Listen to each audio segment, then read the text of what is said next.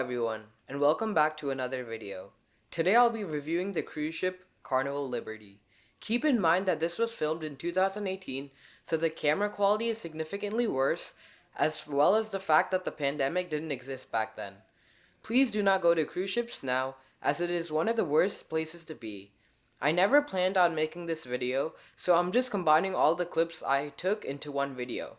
Without further ado, let's get started.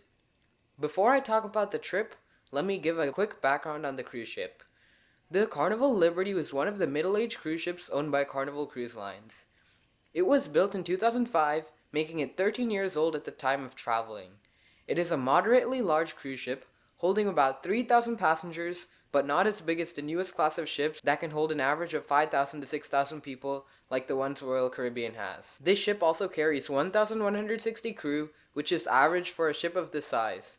This ship was built in Italy, first set sail in July, and was transferred to Port Canaveral, Florida, a port an hour away from Orlando, and has been based there ever since. And this is where my journey starts. Now, let's talk about the itinerary of the cruise I took. A few days after taking a flight down to Orlando, which trip reports will be coming soon, on the morning of the cruise, August 19th of 2018, we drove an hour to the east coast of Florida, Port Canaveral, from Orlando. Port Canaveral is one of the bigger ports in Florida, only outsized to the port of Miami. Bags were taken away even before entry into the cruise terminal, and once inside, the procedure is similar to an airport. There is a light check-in, followed by security, and we walked down an aero bridge to the ship, which we enter the ship at Deck 3. This was a 5-day, 4-night cruise we were about to take. As far as the itinerary goes, day 1 we left port, day 2 was fully at sea, cruising an average of 20 knots into the Caribbean. Day 3, the cruise ship stopped at Princess Cays, which was a very beautiful private island owned by Carnival, which you'll see later in the video. Day 4, we stopped at Freeport, Bahamas, which is a city in the Bahamas that often sees cargo ships, as it is a tax-free port, hence the name. Finally, on day 5, we returned back to Port Canaveral. The Carnival Liberty has 13 decks numbered 1 to 12, as well as Deck 14. Deck 9, which is also known as Lido, is the main deck, which contains all the buffets on one half of the ship and opens up into the bottom of an outdoor area located on the other half of the ship, where there's a huge movie screen is located. Decks 10 to 14 are mostly outdoor events such as the water parks and other outdoor rest areas, and the indoor activities are mostly located on decks 3, 4, and 5. The remaining decks, 1, 2, 6 through 8, are mostly staterooms. We were in the ship by 4 p.m. the day of departure, and before we knew it, our ship undocked from Port Canaveral, and we were on our way to our first destinations, which will arrive in about 36 hours, Princess Cays. As we were pulling out of the port, we saw one of the biggest cruise ships in the world, Oasis of the Seas, by Royal Caribbean, that held almost twice the amount of passengers and was about twice the fun as our ship, but nevertheless, our ship had more than enough activities to keep us content for the next 72 hours. We crossed the International Ocean Line, which is about 10 miles from the coast. Fun fact, features like the casino cannot open until it is in international waters because it's technically rigged and it doesn't comply with all the standards placed by US law.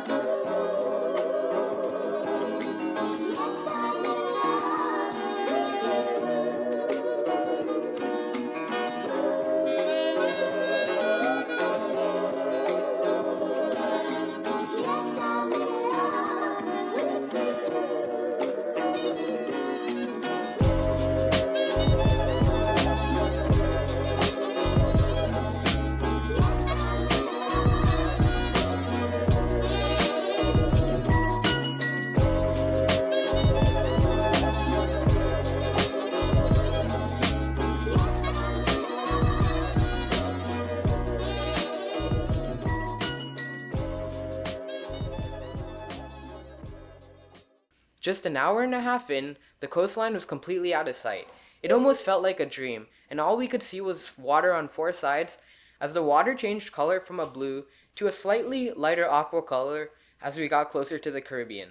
Now, let's talk about all the activities featured in this ship. As you can see, this is the outdoor recreational area. There's a huge movie screen in the background, as well as a mini water park, multiple food areas, and a lot of chairs to just look out into the open ocean. In the evenings, movies were played on the screen, and the sun was falling over the ship. This ship doesn't have a huge water park or a full amusement park like the bigger ship that we just saw, but nevertheless, it was more than sufficient enough for a 5-day cruise. Now, let's talk about the food options. The food was just amazing on the cruise. I personally didn't take too many pictures of the food as I was just having too much fun and enjoying all the options, but here's what they had. One of the best places was the Guy's Burger Joint. Licensed by the very famous chef Guy Fieri, these burgers were amazing and possibly even the food highlight of the trip. The one downside was that this food place was open about only until 5 or 6 in the afternoon, as they were closed before dinner, but nevertheless the food was amazing. The main food hall was in Deck 9, which had a buffet that spanned almost half the length of the ship. The buffet tasted very good, as there were many different styles of food that came from all over the world, including desserts, appetizers, and hundreds of meal options every single day. There was also a very tasty deli with so many options, as well as a Mongolian wok, which is a hibachi-style place where you could choose your raw ingredients and they will cook them into a bowl. This place was very popular. Keep in mind that all of these food options were absolutely free. There was a restaurant that was included in your ticket for all the meals of your day, but we didn't try it out as we felt like the buffet better suited us, as we could choose whatever we wanted to eat. There were also soft serve stations located throughout the ship, which was a very nice time to take a break in the middle of a hot day and enjoy some soft serve ice cream.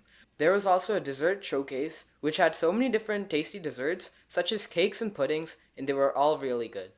Now, let me talk about the stops. 36 hours later, we arrived at the Carnival Cruise Line-owned private island, Princess Cays, and I feel like this place could be better explained in pictures and videos than it could be in words.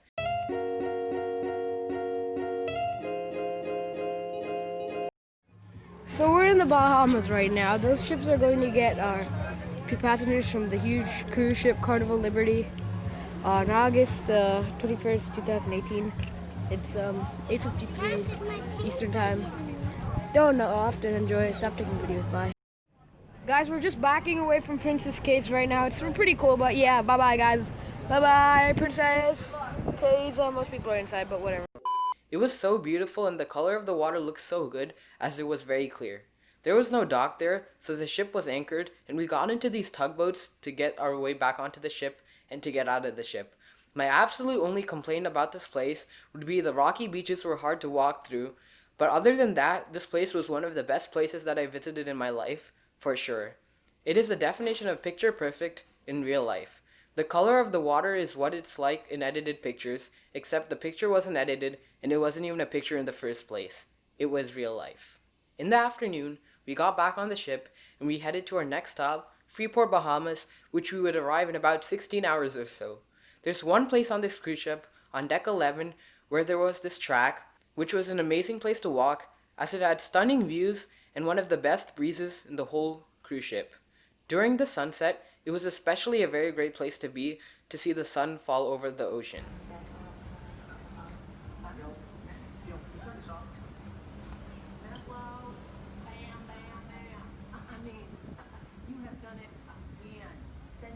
The next morning, we arrived in Freeport, Bahamas. Like I explained earlier, it's a port where there's free trade, like you can see in this picture. It was an actual Bahama city, not a private island this time, with actual residents living here.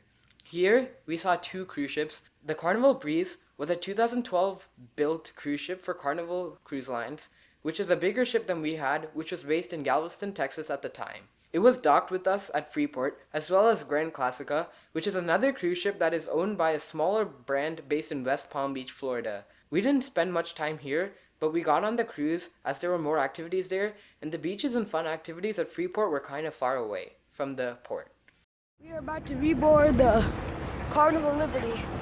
The Carnival Breeze is right there, but we're about to reboard the Carnival Liberty from Freeport, Bahamas.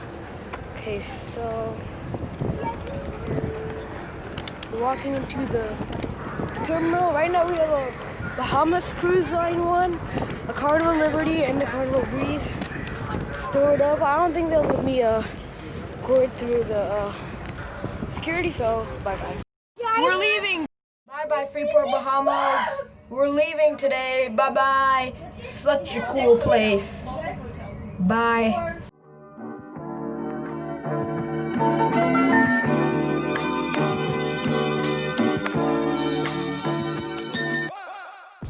Bye bye Freeport, 2 cruise ships. We're sailing the open seas back to Cape Canaveral, Florida to get home to New Jersey. We're on the looking at the view of the outside area of the ship on the last day. Okay, bye. When leaving Freeport, Bahamas, there were so many stunning views of both the cruise ships we saw, and within an hour or so, we were back in the ocean cruising at 20 knots, about 12 hours away from where we started. There is one more cool feature of this cruise that I haven't mentioned yet. There was an atrium that extended from deck 3 all the way to the top of the cruise ship. There were a lot of glass elevators, about 4 of them, that had cool views in it. There was 4 glass elevators that had cool views in it as it went up the atrium, and you could look down below to see all the levels of the cruise ship. There was a mini shopping complex as well in levels 3, 4, 5 with many stores in this area like a shopping mall. Finally, on day 5, on Thursday, August 23rd, we docked back at the port. Guys, we're still on the cruise ship, but we made it to Port Canaveral, Cape Canaveral, Florida, guys. About to disembark in about 1-2 hours, and see you soon. That's all I gotta say. I mean, so good. It was a bit sad as the cruise ship was so much fun and we didn't want this experience to end. Nevertheless, we took one last look at the ship and ate breakfast in the morning and headed out. The cruise was definitely fun, and I will highly recommend you going on a cruise if you haven't, but definitely not anytime soon. It isn't safe now, and in a few years when everyone is vaccinated from this virus, it will be amazing to take another look at cruising. I definitely enjoyed this experience and the trip to Florida in general, and I have a few other videos coming soon of other elements of the trip, such as Disney World and even a NASA Space Center visit as well. I hope you enjoyed this video, like always, and please like, subscribe, and leave a comment down below of your thoughts and opinions, and I will see you all in the next one. Bye.